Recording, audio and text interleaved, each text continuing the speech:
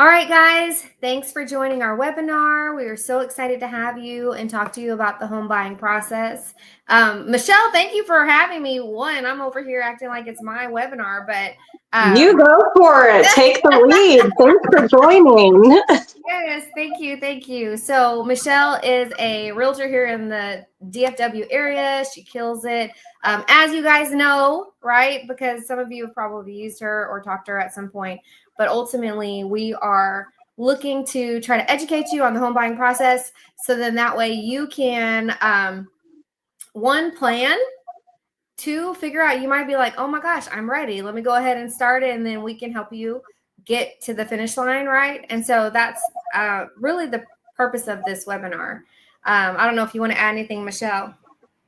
Yeah, I think it's important just being aware because I have people all the time reach out. I'm thinking of buying a home, but I don't know really start. So being aware of what the process is and figuring out, are you ready? And in some instances, you may not be ready, but then you know what to work on. So I think us just being here to educate because, you're the mortgage guru, and then here I am on the other side, and we work great as a team together. So I think it's important for people to have good, strong backbone behind during this process.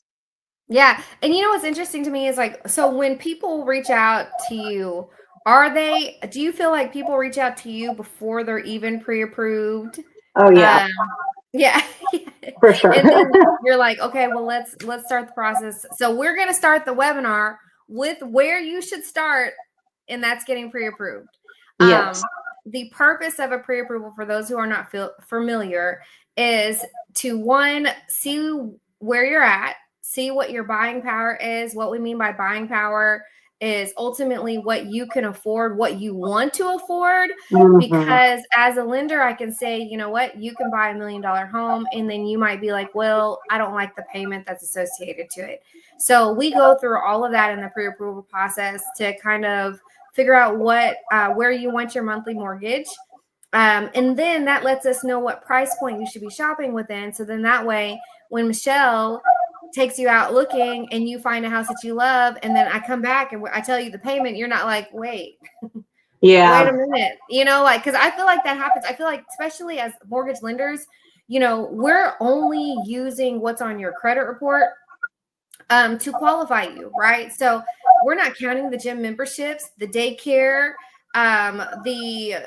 what else, car insurance, or anything else that's not reporting on your credit. We're not factoring that in to your debt to income, and I'll explain all those steps in a second. But we're literally looking at what's on your credit report versus your income, so we can qualify you more than you want to afford. So it's very important to have that conversation with your lender, where even if they're like, hey, we can get you all the way up here, within your household, you need to determine, where do I feel comfortable with my monthly maximum spend?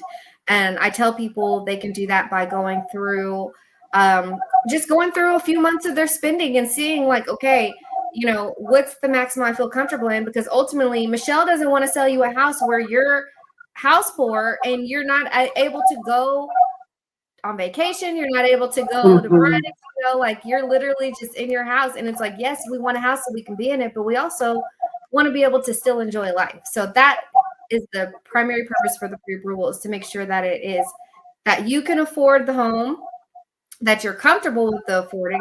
And then on the flip side, the seller knows that we have verified you and that you can afford the home. That's kind of the gist of it. Did I hit that right?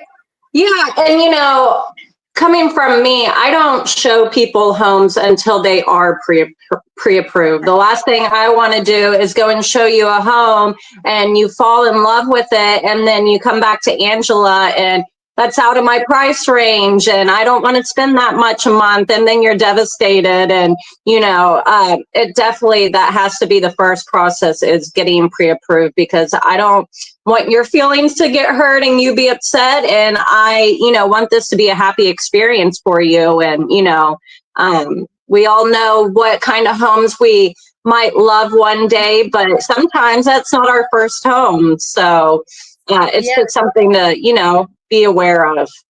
Yeah, and I think it's really interesting too because there's people that I will see, when they're out looking before they've come to get pre-approved, and once we get the price range they're actually wanting, now they can't find anything because they're comparing it to this Mhm. house that has 5 pools and a racquetball court and a basketball court, like hello. So wait, hold on, because ultimately I'm living in a townhome.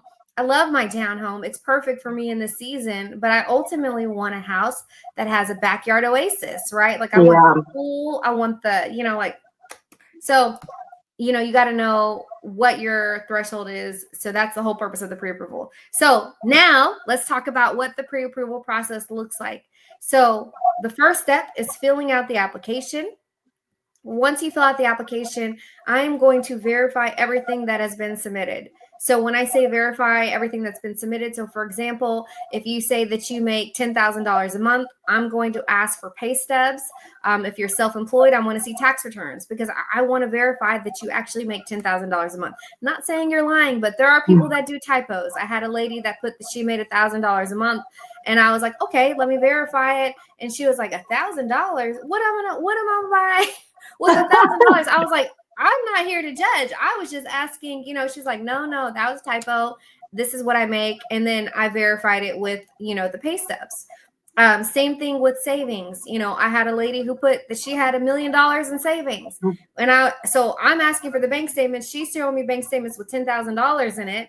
And I'm like, hey, where's the account that has the million? And she's like, $1 million, I wish, so people have typos. And so we always verify it. And that's because I want to make sure that when you start looking for a house with Michelle, that you are actually going to close on the house. I don't want to, Mhm. just look at the information that you're entering and then just say, okay, all right, you're good, right? Because there are lenders who will do that. And I just don't want you to have your heart broken. I don't want to tell you, yes, you're good. And then once I verify everything after you're under contract, now you're struggling, we're struggling to get you closed, right? So I always tell people in the pre-approval process, that's when you need to be the most honest. On your application, that's when you need to be honest, right? So if you have a work history that is a little sketchy, let's talk about it, because then we can put a plan together to get you there, right? If you only have $1 in your bank account, be honest with that, because then we can see, are there programs that can help offset that, or how much do you actually need to save to be able to buy the house, right? So don't be afraid to be open and honest, because as the lender, I'm here to help you get to your goal. And that may just be us preparing and saying, okay, you'll be ready in a year. You got to do XYZ. Or you might find out like there's actually a program that will allow your situation, your scenario, right? So be as open and honest as you can, so that way we can make sure that there's no surprises when you're actually under contract, because we verify everything. You think in the pre-approval process we're verifying it, it's even verified even more once you go Yeah. under contract, because we're lending, think about it, we're lending money for a house that's $400,000. So I don't know about you. If you were giving somebody $400,000, you would want everything but maybe even their blood. Like Yeah. you're gonna make sure. So that's really the importance of it. That's the pre-approval process. Well, initially. So once I verify everything, then we're gonna talk about where you feel comfortable with your payment. We'll do that. That'll help us know what price range we're going to stay within. So when you're out looking for a home with Michelle, you're staying within the budget that you've set for yourself. From there, then we'll talk about any programs that you may qualify for. So whether you're a first-time home buyer or not, there are programs out there that can help, whether that means it's going to give you a lower interest rate, maybe it gives you down payment assistance, anything that could potentially help you with your financial situation. We'll talk about those and what's available. So, and that's it. Once we do that, you don't have to decide on which program you want to choose at that point, but we will issue the pre-approval letter. And then that lets Michelle know that she is able to show you all of the houses. Right? Yes.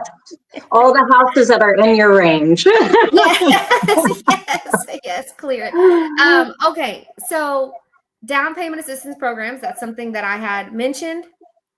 And there are a lot of different programs for first-time home buyers. So some come just with the interest rate. They want you to have a low interest rate. It's an incentive as a first-time home buyer. There are some programs that come in the form as grants. What that means to you is that you do not have to pay it back. There is no time stipulation for you to be in the house. I mean, of course, they want you to live in it, but they don't want you. It's yours. It's free. It's free money, right? Then you have second liens. So there are some second liens that are, and a second lien is basically a down payment program. So let's say they're going to give you $14,000. They basically attach it to your house as a second lien. And there are some where you have to pay them back. And they don't care how long you live in the house. They're like, hey, we want our money back. There are some that you pay monthly until it's paid back. And then there are some that are forgivable after a certain amount of time. So sometimes a lot of people will choose the forgivable one because they're not having to pay it back as long as they stay in the house and don't refinance within a certain time period. So those are different options that are available to you. We would go over the different options and see which one works best for you. And that's the pre-approval process. Did I miss anything? No, I think that's a pre-approval process. So then once you're pre-approved with Angela, you come to me and, you're ready to start looking. I see your budget. I set up a buyer consultation with you that can be online, over the phone, in person. I'll give you one of my nifty buyer packets, which kind of just outline the process also and what to expect. And during the buyer consultation, I will see what area you would like, or areas, and I'll see how many bedrooms, the square feet, how many bathrooms, what's important to you. Do you want to live in an HOA where there's community pools and parks and trails? Do you not want to live in an HOA? Because a lot of people don't like dealing with HOAs, which they're not all the time that horrible, I'll tell you that. Do you want a backyard? Do you need a 2-car garage? There's just so many things that play into it. And I must say, a lot of times we will start in a different area, and then as time goes on and we start looking, you kind of realize, I actually think I might want to take this area off my list, or maybe I did want a really backyard, or maybe I actually don't want a pool. And, sometimes it's just a process of figuring out what you actually want when we start looking. So then let's say we're looking for a little while, you find a home that you want to make an offer on. So we'll go over specifics of the offer. You can get some seller concessions. I'll talk to you about that. We'll touch base after the process on that area, but I'll write up an offer on what we discuss, and then negotiations happen. And this is why it is so important to have a realtor that guides you and makes sure you're informative and, educating you. A lot of times we think, we want to go way under asking price or all these seller concessions, but you also have to look at comparables, in that market and what things look like, and just being well aware and informed of making a strong offer. So then after we make an offer and it gets accepted, we start doing inspection during your option period. So option period, you pretty much pay the seller a little bit of money to take the home off the market so you can conduct an inspection and start negotiating repairs. I have some great inspectors I love to work with, and it can be overwhelming, especially for first-time buyers. And I think it's important for, realizing and having someone educate you, like, this isn't such a huge issue. You have certain things like foundation, roof, plumbing, electrical that are big problems sometimes, but other things, might be a little minor. And I think the first time you ever see an inspection report can be like, what the heck did I just read? What am I getting myself into? So just staying calm through the process and, then negotiating what repairs, what are super important to you, what can you maybe do on your own after closing, and just going through that process. So then once option period is over, we are officially pending, and Angela starts asking you for even more information and send her more stuff. Yes. It's so funny because I will have people that will come, and it's interesting how people learn what the different dynamics are, like what I'm responsible for and what you're responsible for. Because sometimes during the pre-approval process, I'll have somebody that'll be like, do you think that would allow me to afford a 4-bedroom? And I'm like, great question for Michelle, right? Yeah, Like, I do it all the time. I'm like, that's a great question.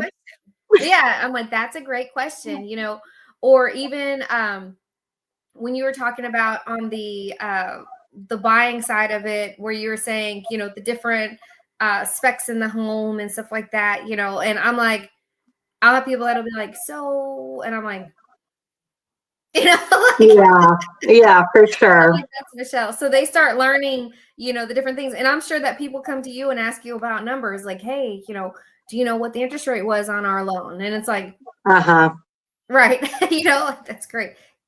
And I think it's good, me and you, we work together well on that, where it's just, sometimes we'll pop on over and ask, but if it's something going more in depth of, we don't want to relay the wrong information. So I just simply say, I'm not the money woman. I'm sorry, I can't answer that one for you. I'm like, that's me. Yeah. Around the city, bling, bling. No, So once we're pending, then appraisal happens, which Angela orders, and that's having an appraiser come out and look at the property and really deem what it is worth. They look at comparables in the area, because a lender won't loan more on a home that's not worth that much. So I think that's also when it's so important that listing agents and buyer agents do their due diligence and run comparables and comps before listing, before making an offer or anything like that, because that can cause some issues in the long run if you are not doing your due diligence. And then after that, really, we get to the closing table, and it's an exciting day. We all celebrate, and the home is yours shortly after. So the process takes about a month, being under contract, submitting an offer, and to closing. So it's not the longest, process ever. It can be done quickly. And, sometimes Angela can close even quicker than that. Yeah. So I would, something I think we should talk about too is upfront costs. And then also what costs could look like when it comes, like if you're budgeting for down payment and closing costs, right? So I'll let you tell the upfront costs first, and then I'll talk about the other side of it. Okay. And then we can talk about seller concessions. Okay. So upfront costs, what you have to do is Angela will go into down payment. Different loans require different down payments. She's already touched a little bit on down payment assistance programs. Closing costs, it depends on your price range. What is closing costs typically? Well, so the closing costs, I would say it depends. We always estimate about 4%, 4 to 5% that's on the high end. And it varies depending on, because like that's factoring in property taxes, title fees, homeowners insurance, right? So all these different things are included in the closing costs.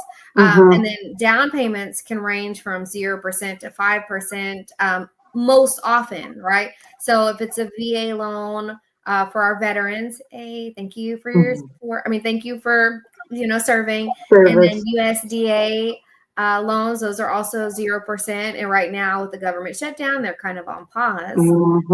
If you're doing down payment assistance, that can wipe out the down payment.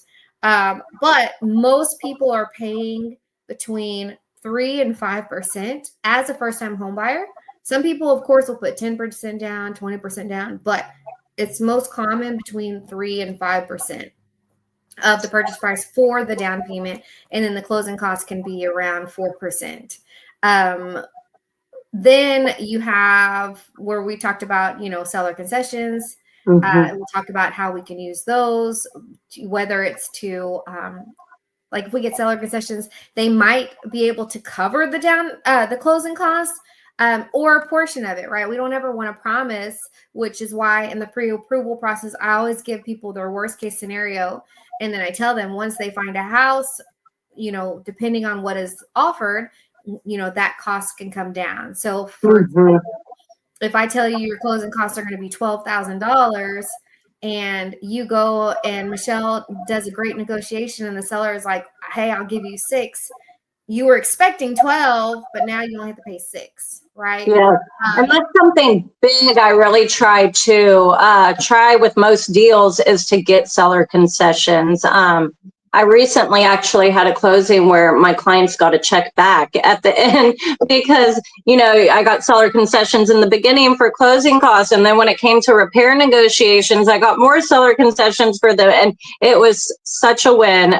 You don't usually get money back, but just saying, seller concessions, I think that's what's important is being aware of your client's financial state. And if, that is needed help with closing costs, we can usually get the job done. And then another thing seller concessions can do, and I think this is a fear that a lot of people have, is interest rates are so high.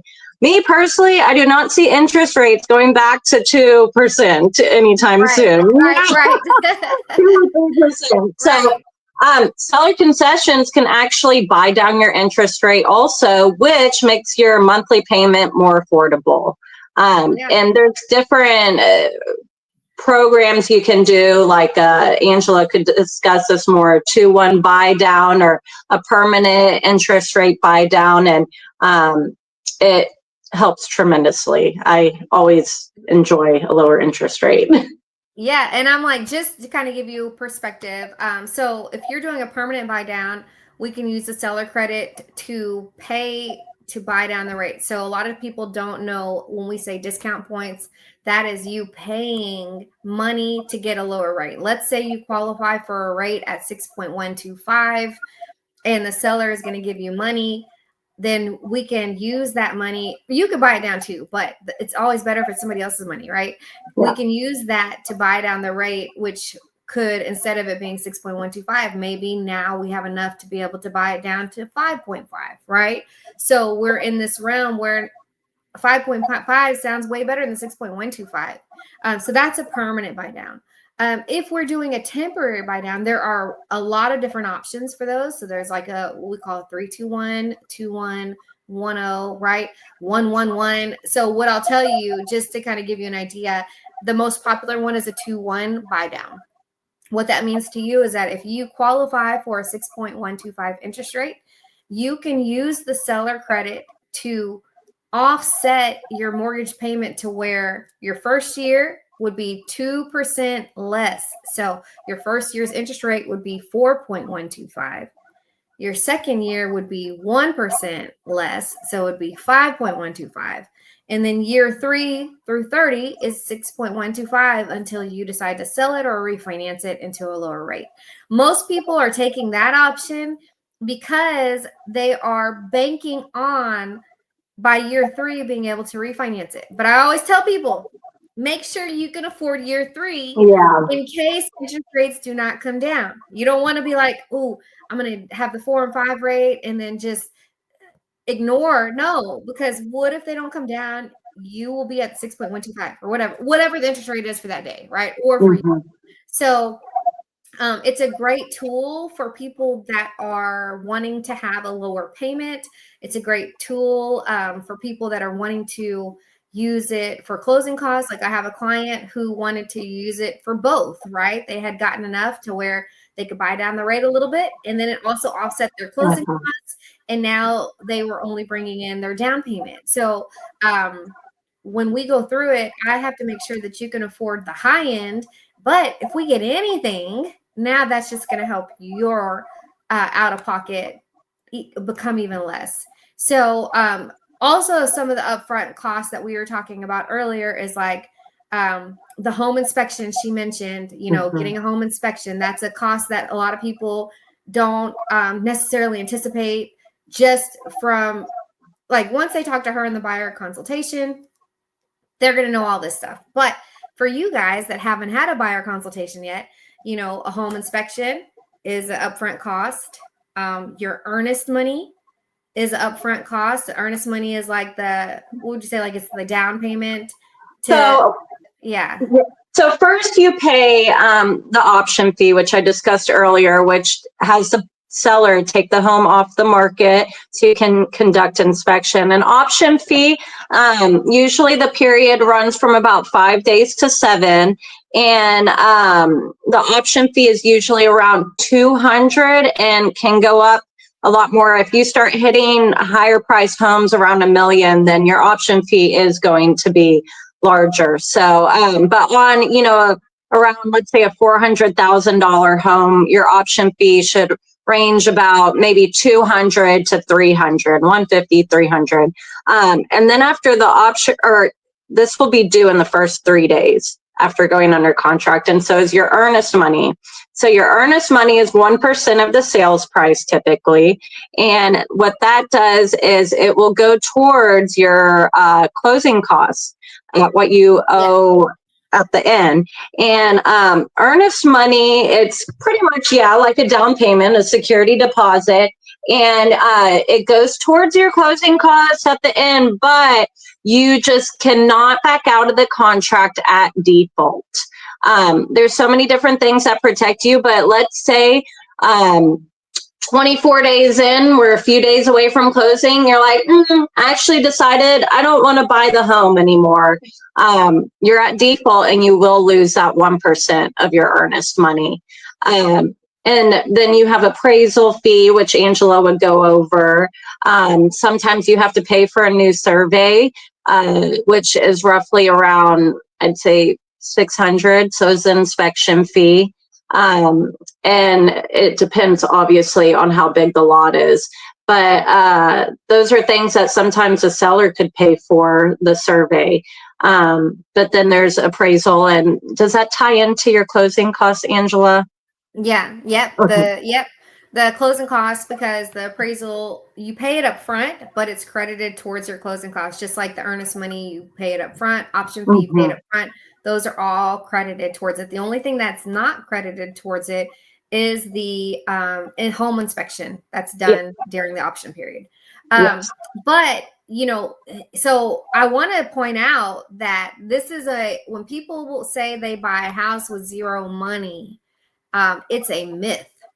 They may get money back at the table, which means that their total out of pocket was zero, but they have to put money up front no matter what, right? Because you have to have money for the earnest money. You have to pay for the inspection. You have to pay for the appraisal. You got to pay the option fee. You got to pay for all these survey potentially, right? You got to pay for all these things up front. And if you happen to get money back, that's great, right? You might be able to say, I paid zero for this house. So when you hear people say, I paid zero for the house, they got money back, but they had to pay money up front. I don't know any person that has gone under contract and closed and didn't come out of pocket initially.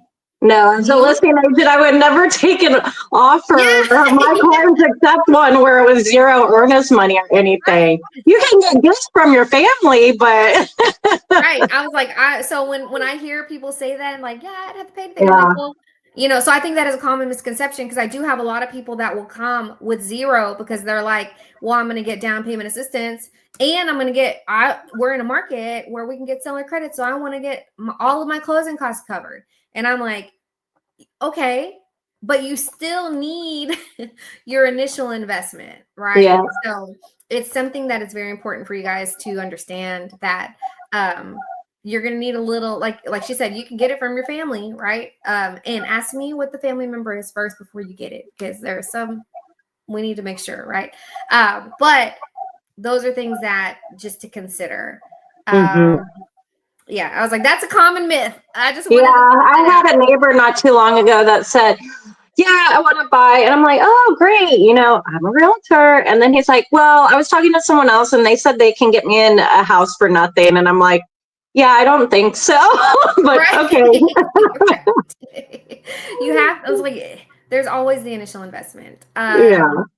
And then I think we had something else we wanted to talk about. Oh, I think another, what people like to talk about right now on maybe why they want to hold off from buying a home is they think the market will crash. Mm, That's been a big topic lately. And I just, I don't really see that happening. And actually, I was reading an article this morning that Fannie Mae did a home price expectation survey. And more than 100 housing experts predict that prices will rise about 15% through 2029. And, you know, people are still buying homes and people are yeah. still selling homes. And I think it's so important that you purchase a home instead of waiting till the interest rates drop tremendously, because what was happening 3 years ago was, these interest rates were so low and everyone is bidding 60K or whatnot over the listing price. And guess what? Now they're sitting there they paid over what they needed to for their home. Yeah.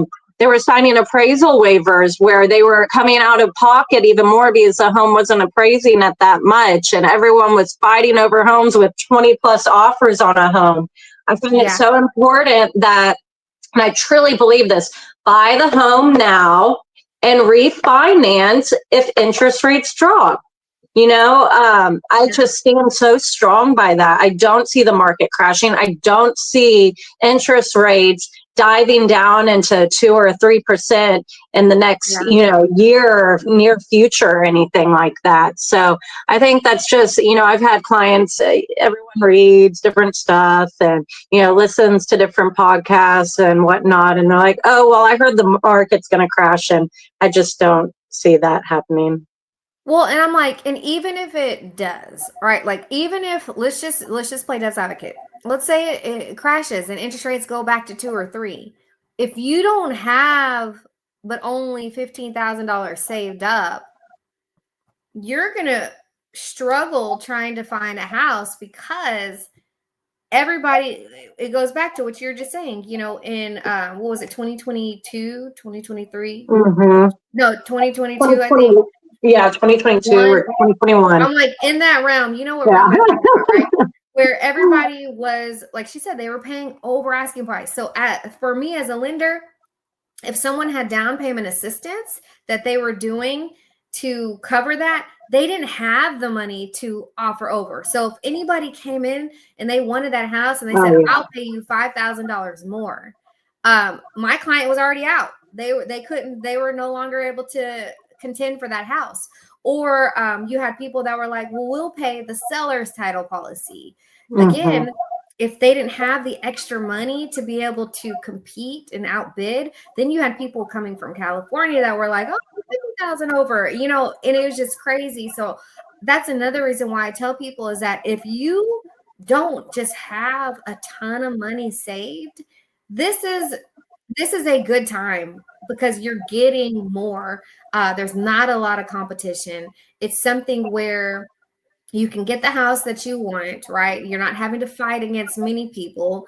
And then like Michelle said, is that then you can refinance it as rates drops. Like right now, we had a rate drop yesterday, and I had a lot of people that are like, oh, it's time to refinance, right? So I'm like, all right, great, let's refinance, because again, the refinance costs, most people have enough equity in their home to be able to roll it into their house, to their mortgage. And then still save $200 or $300 in their payment, right? Yeah. I actually have one client where I am like, why will she not refinance? She could save $500 in her payment, and I keep telling her, I'm like, girl, you need to. But some people would just want to wait till they're ready, or because I remember when I bought a house, it was my first time, and they were trying to get me to refinance. And I was like, I feel like there's a catch. I feel like there's a catch. Yeah. And so then when I did it, I was like, oh, there's no catch. I'm just saving money. So that's something that you can do. So it's not like you're going to have to come out of pocket again, right? Like it's just something that I would say consider it, right? Think about it, because again, if things go crazy, everybody jumps back in, and now you have everybody that is you're competing against. So Yeah, I didn't enjoy that market, being a buyer's agent. It was not fun. I bet, like, Oh, and it was like, we're trying to, like for people that had down payment assistance or people that had, didn't have a lot of money, as a lender, we're trying to be more creative with making their offer more appealing. We're like, hey, we already went through underwriting, we're doing all these different things to help, but it still came down to, if somebody was like, well, I'm not asking for any seller concessions. And they're like, well, the seller is going to go with what's most favorable to them, so. yeah. So yeah, that was a crazy time. Yeah, for sure, for sure. So I think that pretty much touches on what I was thinking. I think it was very informative. Do you have anything else that you think we should touch on that would be helpful?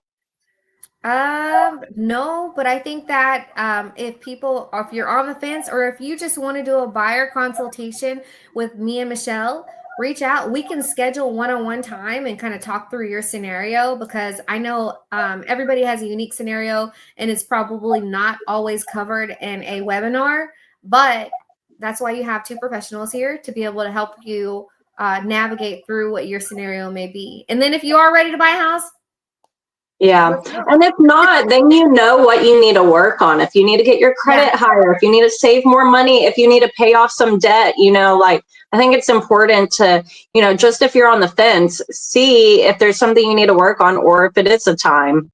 Yeah. Yeah. And we will be happy to guide you. Happy.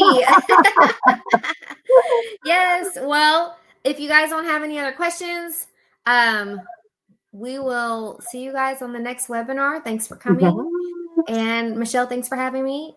Thank you so much. I appreciate it. Yes. Talk to you guys soon. Okay, bye y'all.